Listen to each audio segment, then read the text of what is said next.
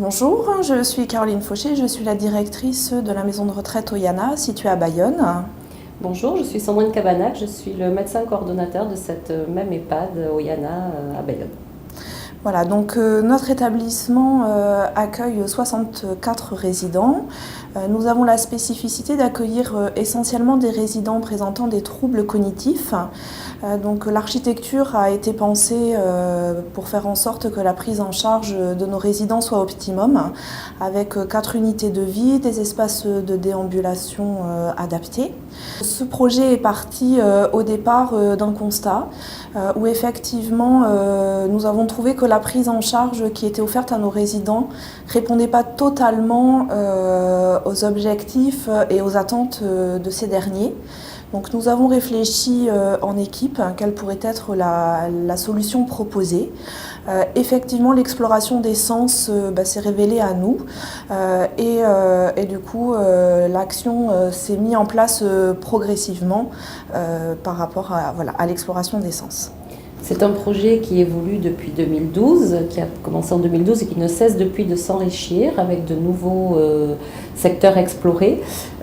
Donc il a commencé par des choses assez classiques comme la gym douce, les repas thérapeutiques, des choses comme ça, et ne cesse depuis de s'enrichir de différentes activités. Et j'espère qu'il continuera à progresser et à s'enrichir au fil du temps. Nous avons appelé ce projet Insensé, car... Voilà, donc insensé signifie invoquer nos sens en stimulation émotionnelle. Donc effectivement, le projet aujourd'hui est riche. La volonté était vraiment d'associer les équipes, de pouvoir faire changer cette relation et ce regard entre le soignant et le soigné. Que nos résidents retrouvent au travers l'exploration des sens, du plaisir, un moment de partage, une émotion, qu'elle soit momentanée ou qu'elle perdure un petit peu plus longtemps dans le temps. Voilà, la multiplicité des activités qui sont aujourd'hui proposées permettent effectivement de pouvoir toucher à un moment ou à un autre l'ensemble de nos résidents. Voilà, tous les sens ne sont pas les mêmes, donc ils trouvent une résonance dans une activité ou dans une autre. Et c'est vrai qu'aujourd'hui, voilà, cette récompense que nous avons eue, voilà, est pour nous une reconnaissance de l'investissement de l'équipe de la direction, mais également et surtout des soignants, des résidents, des familles, et va nous permettre également d'aller plus loin dans nos projets, dans le développement de nos projets qui sont multiples. Voilà, on a encore plein d'idées et plein de projets. On a notamment, voilà, avec cette somme qui nous a été allouée, la volonté d'investir dans un chariot Snozelen pour permettre de faire monter ce soin et cette activité dans les étages et au plus près des résidents.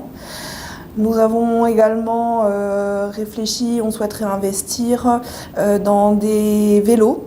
Voilà, on en a quelques-uns mais qui sont aujourd'hui un petit peu obsolètes et on a voilà, des résidents qui sont intéressés par cette animation. Et puis un de nos projets pour 2018 va être d'invoquer tous les sens autour de l'alimentation. Donc on va souhaiter travailler sur la décoration des lieux de repas dans les unités de vie. Donc il y a quelques investissements à faire. On aimerait travailler autour du manger main. Donc voilà, c'est vraiment là notre projet pour 2018. Et l'intérêt, encore une fois, c'est de considérer la personne dans sa globalité, en fonction de ce qu'elle a vécu, de ce qu'elle a aimé, car on vieillit comme on a vécu.